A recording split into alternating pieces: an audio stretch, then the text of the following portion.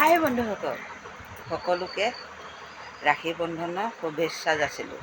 সকলো নতুন পুৰণা, সৰু ডাঙৰ, ককাই ভাই সকলোকে, বাইদেউ ভণ্টি সকলোলৈ শুভেচ্ছা থাকিল ৰাখী বন্ধনৰ।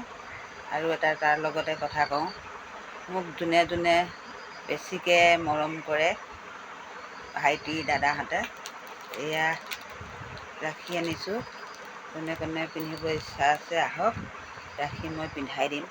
আৰু যোনে যোনে মোক একদম বেয়া কমেণ্ট কৰে সেইবিলাকলৈ এইটো বস্তু আনিছোঁ, ৰাখী আনিছোঁ, সিহঁতক মই পিন্ধাম বুলি।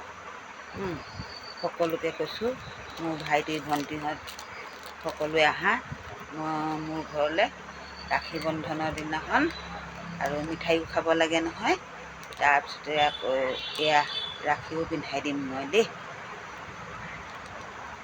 কি খালা ৰাখী বন্ধনত মিঠাই মোক জনাবা।